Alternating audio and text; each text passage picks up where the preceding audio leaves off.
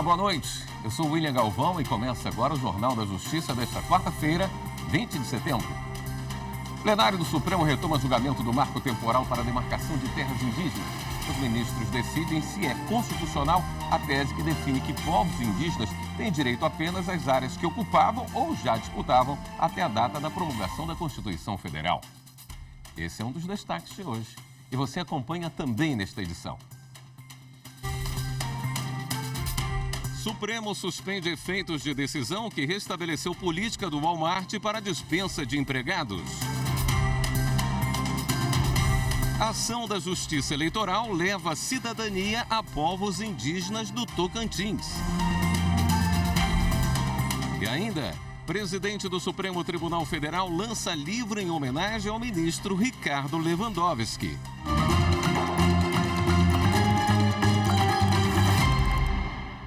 O Supremo Tribunal Federal retomou o julgamento que discute o marco temporal para a demarcação de terras indígenas com voto do ministro Dias Toffoli. Vamos conferir como foi a sessão plenária de hoje na reportagem de Marta Ferreira.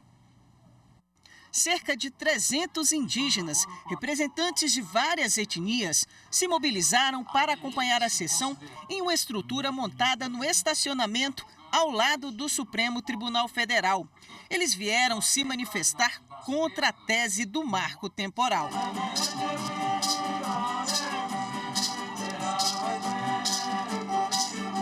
No plenário, lideranças indígenas estavam atentas aos votos.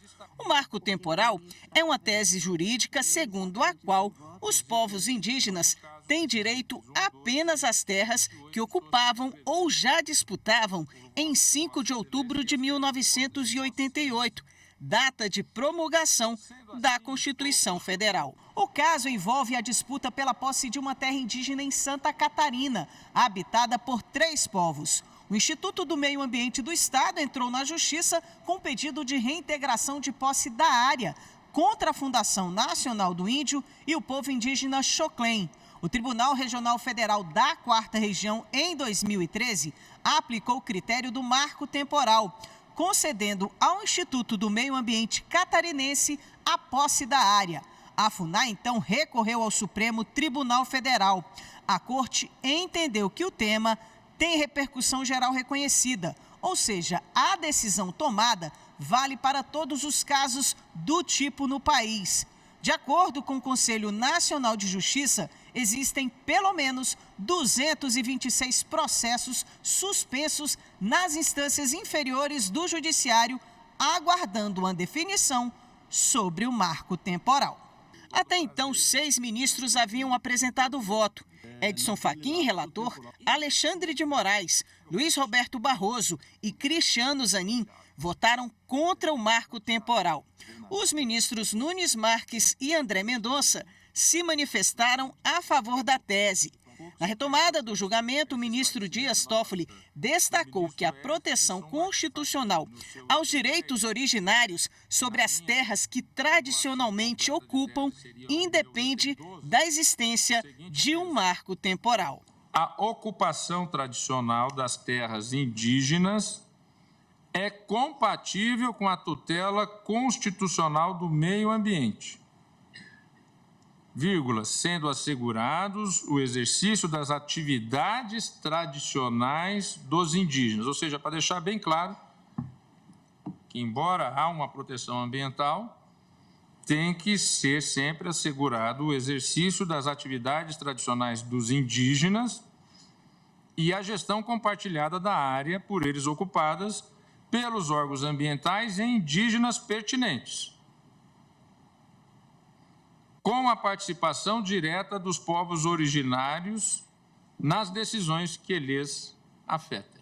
Assim, Toffoli votou contra o marco temporal, mas seguindo as propostas de tese feitas pelo relator, ministro Edson Fachin, e pelo ministro Alexandre de Moraes. A proteção constitucional aos direitos originários sobre as terras que tradicionalmente ocupam independe da existência de um marco temporal em 5 de outubro de 1988 ou da configuração do renitente esbulho, como conflito físico ou controvérsia judicial persistente à data da promulgação da Constituição. Do ponto de vista objetivo, também é o sentido da tese formulada pelo ministro relator, mas com outras palavras. E aqui eu opto pelas do ministro Alexandre de Moraes. O ministro Dias Toffoli concluiu o voto há pouco, se manifestando contra a tese do marco temporal. O julgamento será retomado amanhã com o voto dos ministros Luiz Fux, Carmen Lúcia, Gilmar Mendes e da presidente, ministra Rosa Weber. E na abertura da sessão, a presidente do STF lançou um livro em homenagem ao ministro Ricardo Lewandowski, que se aposentou esse ano. O livro reúne os principais julgados do ministro nos 17 anos em que atuou na Suprema Corte. Essa obra consubstancia uma breve retrospectiva da brilhante trajetória do ministro Lewandowski nesta Suprema Corte, no exercício da jurisdição constitucional que reconhecidamente ele trilhou à luz da afirmação das liberdades e dos direitos fundamentais dos grupos vulneráveis e que se qualificou especialmente pela defesa institucional do Poder Judiciário contra todos os tipos de atos e movimentos arbitrários e intolerantes em relação ao papel desta Corte Constitucional na proteção da democracia. A ministra Carmen Lúcia, do Supremo Tribunal Federal, suspendeu uma decisão que obrigava a rede Walmart a aplicar uma política para a dispensa de empregados. As informações com o repórter Pablo Lemos. A suspensão, determinada pela ministra Carmen Lúcia, do Supremo Tribunal Federal, prevalece até que o STF julgue o recurso da empresa Walmart contra a decisão do Tribunal Superior do Trabalho. Para o TST, a rede de supermercados deveria aplicar de forma imediata e irrestrita a política de orientação de melhoria, em casos de demissão, sob o argumento de que se trata de cláusula incorporada aos contratos de trabalho. Em agosto de 2022, o TST havia fixado 10 teses jurídicas sobre a política de orientação de melhoria a ser aplicada pela rede Walmart, entre elas de que a medida se estende a toda e qualquer dispensa. Mas a empresa alegou que o protocolo visava apenas a recuperação e o aproveitamento de empregados que, apesar de desempenhos insatisfatórios, tivessem interesse e capacidade para permanecer trabalhando. Para a rede de supermercados, trata-se de uma política interna e não de um direito adquirido dos trabalhadores. Na petição ao Supremo, o grupo informou que a determinação da Justiça do Trabalho poderá ter impacto em quase 12 mil ex-funcionários da rede, em mais de 2.400 ações individuais, com reflexos financeiros que ultrapassam R$1 bilhão.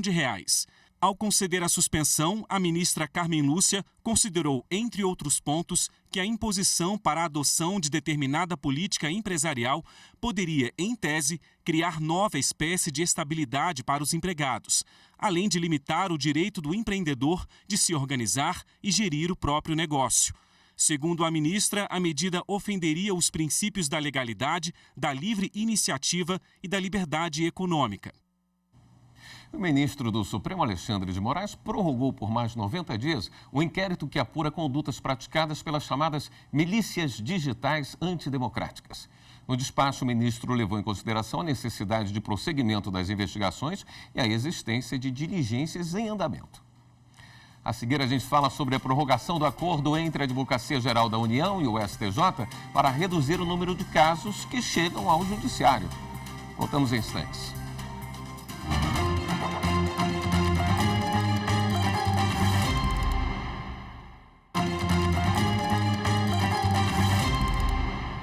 O Ministério Público Federal quer que as provas do concurso da DataPrev sejam realizadas em todo o país.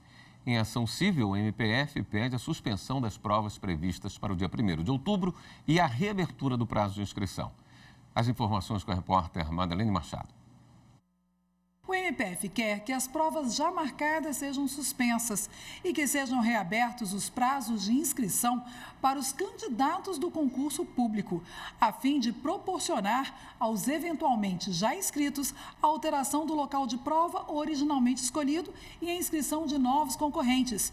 Pede ainda a readequação do calendário de provas e demais etapas do concurso, considerando a reabertura do prazo de inscrições. Caso a Justiça Federal não conceda a liminar, o Ministério Público requer a suspensão de todas as etapas relacionadas ao concurso público, inclusive a realização das provas até o julgamento da ação. Amanhã, dia 21 de setembro, é celebrado o Dia da Luta da Pessoa com Deficiência. E para marcar a data, o Tribunal Superior do Trabalho promoveu o seminário Capacitismo e Interseccionalidade, experiências específicas, desafios coletivos. O evento contou com todos os recursos de acessibilidade, com intérprete de Libras, audiodescrição, legendas e pessoas treinadas para atender ao público. Repórter Rafael Oliveira. Há 7 anos, um derrame de medula mudou completamente a vida da Agna. Ela era estudante de administração e trabalhava no restaurante da família, na Bahia, quando perdeu o movimento das pernas. A lesão fez com que ela se deparasse com um mundo de estigmas e preconceitos. O fato de ser uma mulher negra com deficiência, isso sim me deixou muito prejudicada nessa situação, onde as pessoas querem uma pessoa com deficiência que tenha uma deficiência leve e que quase não seja visível. Então eu uso uma cadeira de roda para locomoção, sou uma mulher negra, isso sim dificultou muito a minha vida, não a cadeira de roda. O preconceito aumenta conforme a cor da pele ou a orientação sexual da pessoa com deficiência.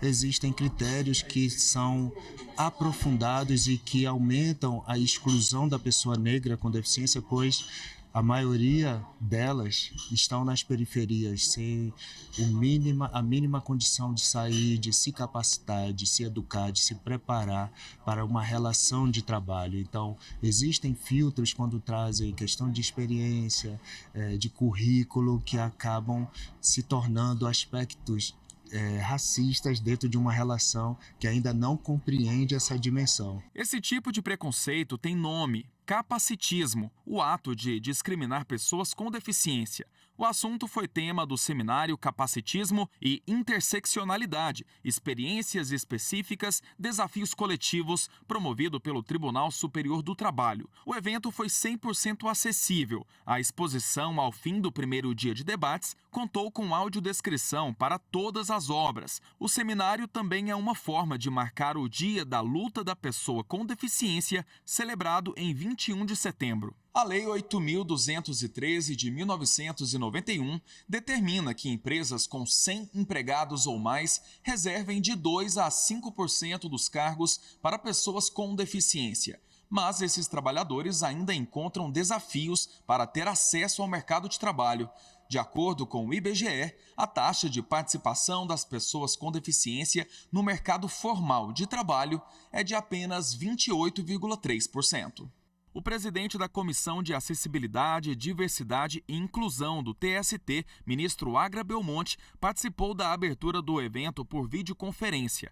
Ele ressaltou que condenações, leis, tratados internacionais ou interdição de estabelecimentos não são suficientes para garantir inclusão.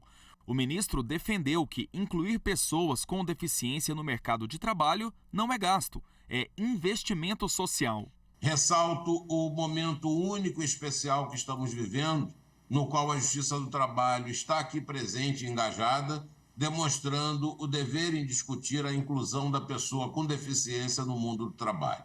O público com deficiência presente fisicamente ou pela imagem neste auditório demonstra a importância da garantia de sua participação, bem como a esperança num tratamento inclusivo, justo e igualitário. Pessoas que estão aptas ao trabalho, mas que esbarram nos obstáculos impostos pelo mercado, como falta de estruturas adaptadas e condições para o acolhimento da pessoa com deficiência. É o que diz o fiscal do trabalho, Rafael Giger.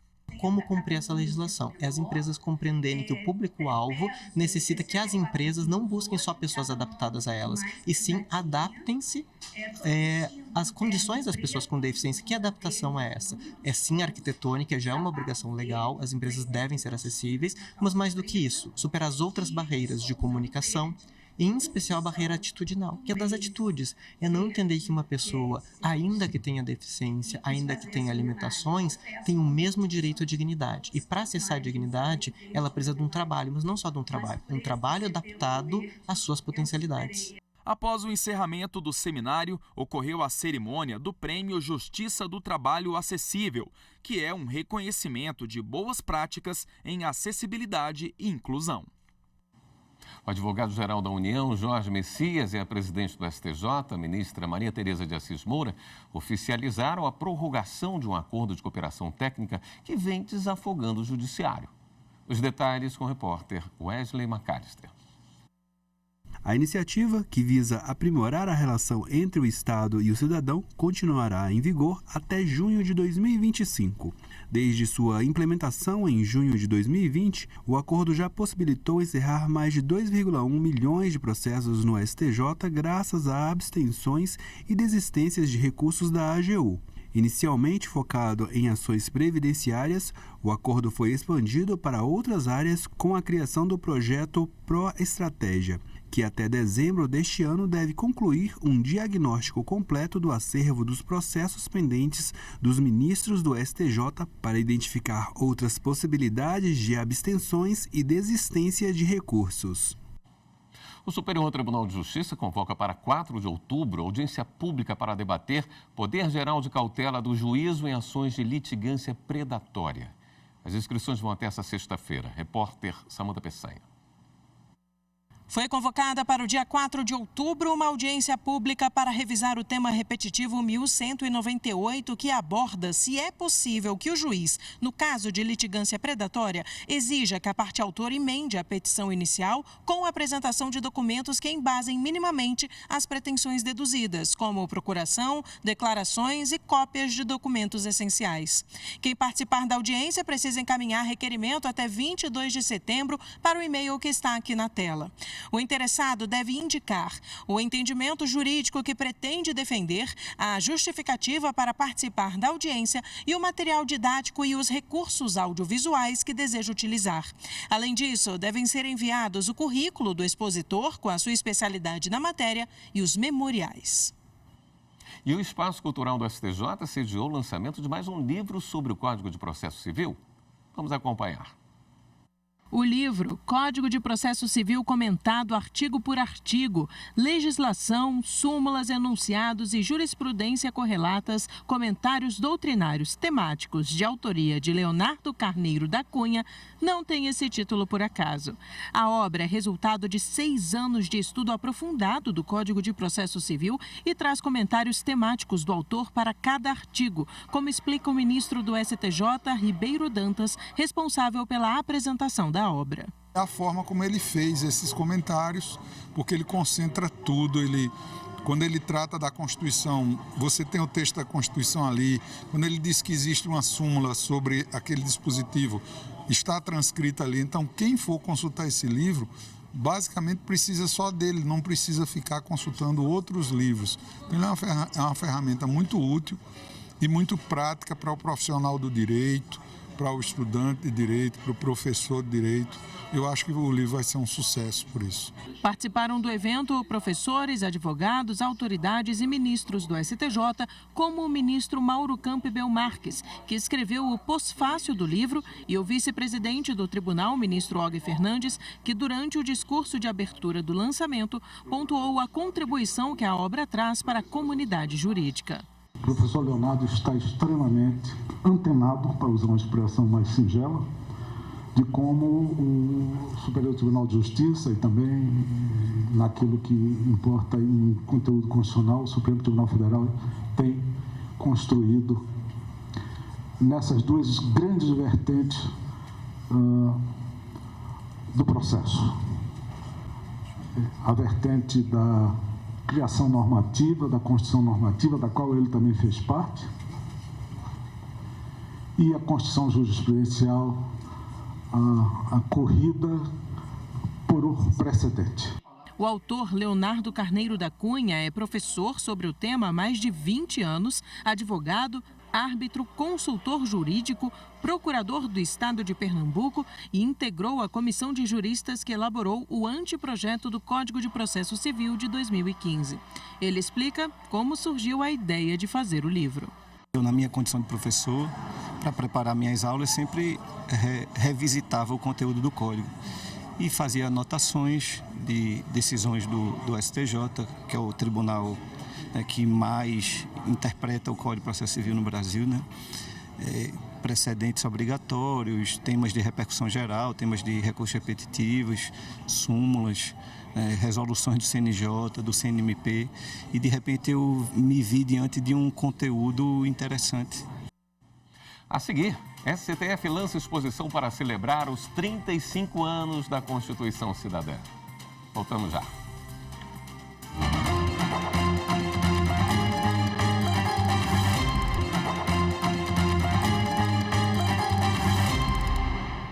Uma ação da Justiça Eleitoral levou cidadania aos povos indígenas do Tocantins. Acompanhe na reportagem de Mariana Fabre. Mais de 20 mil indígenas vivem no estado do Tocantins, segundo dados do Censo Demográfico de 2022. Somente a Ilha do Bananal reúne 8 etnias. Essa foi a região escolhida para uma ação do Programa de Inclusão Sociopolítica dos Povos Indígenas do Tribunal Regional Eleitoral de Tocantins. Então, por isso que eu vim para cá, né? Para me atualizar, né? Como cidadão brasileiro. O TRE Tocantins, há anos, né, já há uma década, vem se preocupando com a inclusão dos indígenas, né, dos povos indígenas, né, e participação deles na vida política, não só como eleitores, mas também como candidatos. Cidadania é um conceito amplo que reúne uma ação coletiva para permitir o acesso a direitos civis e políticos. Uma das bases para que a cidadania seja exercida de forma concreta é o direito de votar e ser votado. Para garantir esse direito a brasileiras e brasileiros, a Justiça Eleitoral está em todos os cantos do país. A comunidade da aldeia de Canoanã, localizada a aproximadamente 300 quilômetros de Palmas, capital do estado, recebeu atendimento do TRE. Foram feitos os serviços de alistamento eleitoral, revisão e atualização do título e registro de autodeclaração indígena com especificação da etnia. A ideia realmente é oferecer oportunidades para que eles possam, através desses serviços públicos, restabelecer a sua dignidade e a sua cidadania. A comunidade fica muito grata, porque com essa ação aqui facilitou muito para nós, para todos, principalmente para os nossos jovens, né? Depois de uma consulta feita à comunidade, foi identificada a necessidade de prestação de serviços de várias áreas, como emissão de documentos de identidade, atendimento da Polícia Civil e de cadastro de artesão. Olha, de uma importância muito grande mesmo, porque envolve a comunidade indígena, que não tem acesso a documentação, há muitos benefícios de dignidade e de cidadania. O Tocantins, eu acredito que é um modelo a ser seguido para outras unidades federativas. O Supremo Tribunal Federal está inaugurando neste momento uma exposição sobre os 35 anos da Constituição Federal. A data será comemorada em 5 de outubro. Repórter Viviane Novaes antecipa o que o visitante vai encontrar por lá. A exposição mostra as 7 constituições que o país teve até hoje. A atual está em vigor há 35 anos. Tem as versões da Carta Magna em português, inglês, espanhol e na língua indígena Nhangatu. Neste painel, o artigo 5º sobre os direitos fundamentais. Todos são iguais perante a lei, sem distinção de qualquer natureza, garantindo-se aos brasileiros e aos estrangeiros residentes no país a inviolabilidade do direito à vida, à liberdade, à igualdade, à segurança e à propriedade. A atual Constituição foi concebida no dia 5 de outubro de 1988. Ficou conhecida como a Constituição Cidadã. É que foi concebida durante o período de redemocratização do país, depois de 21 anos de ditadura militar. A Constituição Federal é a lei suprema do país. Está no topo do ordenamento jurídico e serve de parâmetro para todas as outras normas. A de 1988 surgiu a partir de muito debate e participação da sociedade para assegurar a liberdade de pensamento e criar mecanismos para evitar abusos de poder pelo Estado. A Constituição é essencial porque ela é que habilita o jogo democrático, ela que regula o exercício do poder numa democracia e ela que estabelece as regras do jogo para que a disputa pelo poder possa se dar de maneira civilizada e pacífica. Esta edição do Jornal da Justiça fica por aqui. Obrigado pela sua companhia. Até amanhã.